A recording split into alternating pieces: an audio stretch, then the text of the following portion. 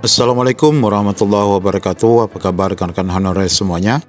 Di video kali ini kita akan membahas bagaimana nasib pelamar yang downgrade saat lulus P3K 2024 nanti, di mana aturan golongan P3K sudah pun ditetapkan. Kebanyakan dari rekan-rekan yang downgrade ini adalah dari sarjana ke SMA atau dari diploma ke SMA. Bagaimana konsekuensi bagi rekan-rekan semua? Ikuti video ini sampai selesai.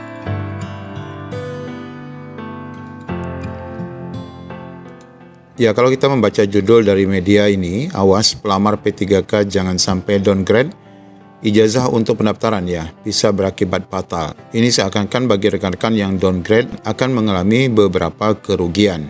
Walaupun kita ketahui dalam pendaftaran P3K 2024 ini, keputusan downgrade ini bukan merupakan keputusan dan keinginan pelamar secara murni, tetapi ini akibat kurangnya formasi yang ada di Pemda masing-masing. Nah, sebagaimana kita ketahui untuk jabatan pelaksana khususnya jabatan teknis di P3K 2024, pemerintah dalam rangka menyelesaikan honorer ataupun non-ASN ini telah membuka jabatan pelaksana ini untuk mengakomodir rekan-rekan semua, yaitu mulai dari SD dan SMP, kemudian SLTA, serta diploma dan sampai dengan sarjana ataupun S1 dan diploma 4. Nah, ini adalah jabatan-jabatan sebagaimana kualifikasi pendidikan tadi. Nah, bagi Bapak Ibu yang berada di Pemda yang ternyata tidak membuka nomenklatur jabatan sesuai dengan kualifikasi Bapak Ibu, maka Bapak Ibu boleh mendaftar pada kualifikasi di bawah, alias downgrade misalnya dari sarjana ke SMA atau dari diploma ke SMA jika jabatan untuk strata 1, D4 atau diploma 3 ini tidak dibuka. Nah, keputusan ini sekali lagi memang merupakan keputusan terpaksa. Karena jika tidak Bapak Ibu downgrade, maka tidak mendapatkan formasi. Ya, bisa dikatakan Bapak Ibu kena jebakan Batman ya. Ya, secara umum sebenarnya kita sudah memahami konsekuensinya. Karena jika Bapak Ibu turun status ataupun downgrade, yang awalnya apabila sarjana ini akan digolongkan pada golongan 9 ya. Sedangkan bagi yang diploma 3, ini akan digolongkan pada golongan 7. Nah, apabila Bapak Ibu downgrade pada pendaftaran P3K ke SMA sederajat, maka Bapak Ibu akan turun dan downgrade juga golongannya dari 9 ke 5 untuk S1, kemudian dari 7 ke 5 untuk diploma. Nah, kita sudah membahas kemarin berkaitan dengan gaji ya, besaran gaji. Nah, di mana ini adalah gaji SMA secara total untuk yang single, kemudian menikah tanpa anak, kemudian anak 1 serta anak 2. Ini untuk jenjang SMA. Kemudian untuk yang D3 yang singlenya adalah 2986, kemudian ini yang menikah tanpa anak, kemudian 3460 untuk yang anak 1, kemudian yang diploma anak 2 3587.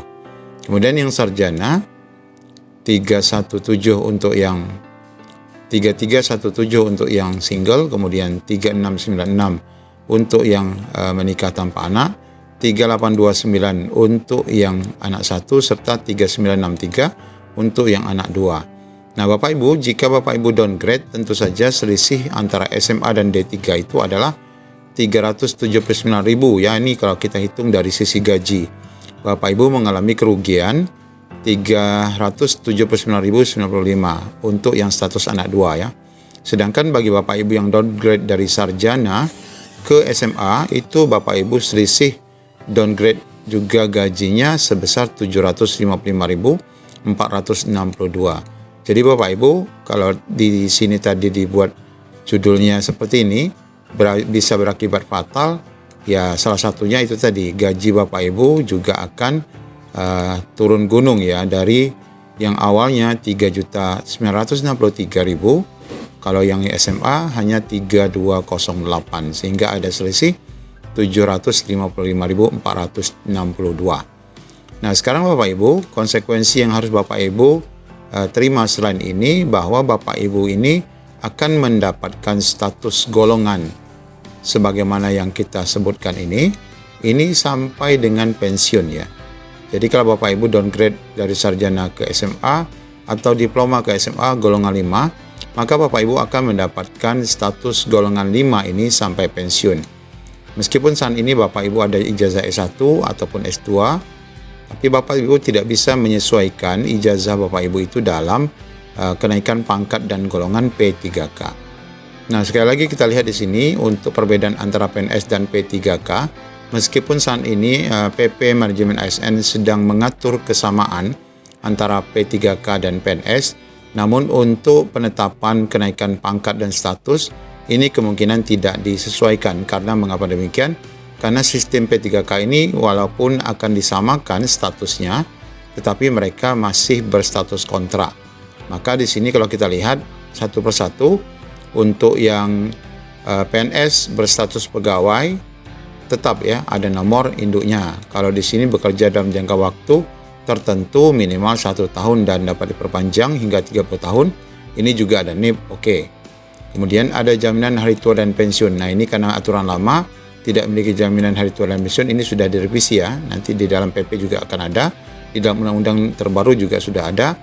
Kemudian di sini memiliki pangkat dan jabatan atau ada jenjang karir. Nah, untuk di P3K ini tidak ada status pangkat atau golongannya tidak bisa meningkat. Nanti di akhir video kita akan dengarkan statement dari BKN berkaitan dengan rekan-rekan yang ingin upgrade ya dari misalnya S1 ke S2 atau dari SMA ke S1. Kemudian di sini ada mutasi, sedangkan P3K tidak ada mutasi. Ini yang ditunggu-tunggu juga dalam PP Manajemen, mudah-mudahan tetap ada juga perubahan mutasi bagi P3K. Nah, berkaitan dengan poin 3 ini Bapak Ibu, sepertinya tidak akan ada penyesuaian di mana Bapak Ibu tetap tidak akan bisa melakukan penyesuaian pangkat atau penjabatan melalui kualifikasi ijazah yang Bapak Ibu miliki. Di pembahasan lain ada juga apakah P3K bisa penyesuaian ijazah. Nah, di sini dibahas secara panjang lebar. Kita lihat pada bagian ini penyesuaian ijazah untuk P3K apakah mungkin? Pertanyaan yang sering muncul adalah apakah mungkin untuk melakukan penyesuaian ijazah bagi para P3K? Jawabannya tidaklah sederhana karena tergantung pada berbagai faktor, termasuk kebijakan dari masing-masing instansi, regulasi yang berlaku, dan prosedur yang ditetapkan. Pada dasarnya, penyesuaian ijazah merupakan proses untuk mengakui kualifikasi seseorang yang mungkin tidak sepenuhnya sesuai dengan persyaratan awal, tetapi memiliki kualifikasi atau pengalaman lain yang relevan. Ini bisa dilakukan melalui berbagai mekanisme seperti pelatihan tambahan, ujian kualifikasi atau pengakuan pengalaman. Nah, ini keterangannya ya.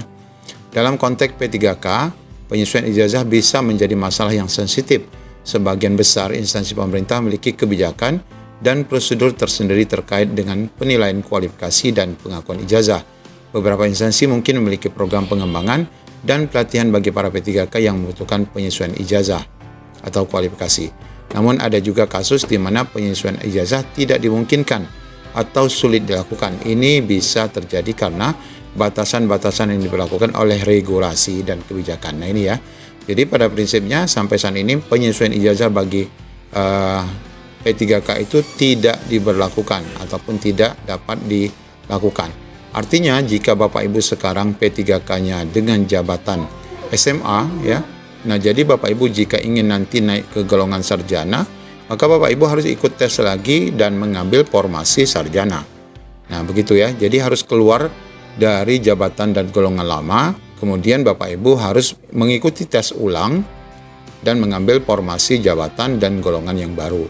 Nah, inilah perbedaannya dengan PNS. Kalau PNS, mereka yang SLTA misalnya, lalu mengambil kuliah dan mendapatkan status sarjana, maka dia akan ada ujian kualifikasi ya, agar jenjang dan golongannya bisa dinaikkan.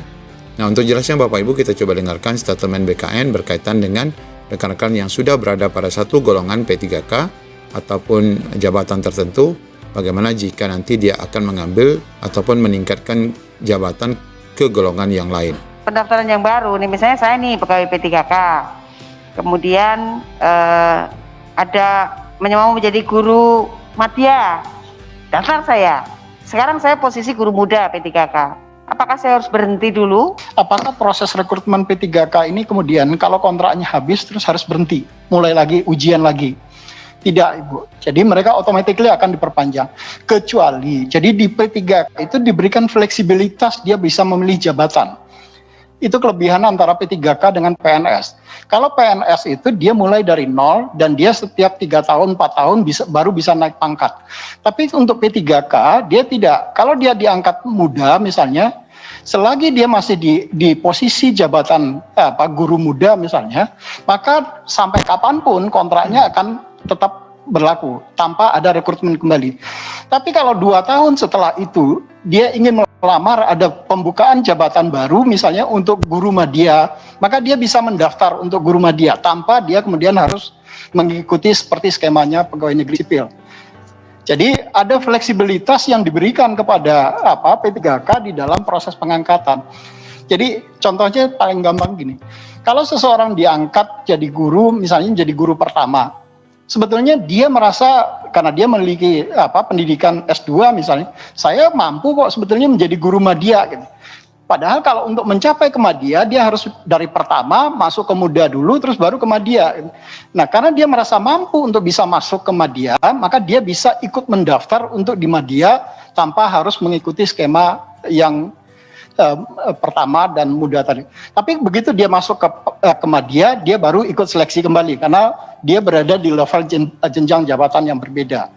Tapi kalau dia masih di level jenjang jabatan sama-sama pertama, maka kontraknya tidak akan pernah diberhentikan atau tidak akan pernah putus bagi yang bersangkutan. Jadi sampai usia 60 tahun batas usia pensiun yang ditetapkan. Jadi sampai dengan batas usia pensiun yang ditetapkan yang diatur di dalam PP 49 2018. Jadi tidak ada pemutusan hubungan kontrak kecuali kalau yang bersangkutan kena sanksi hukum pidana misalnya.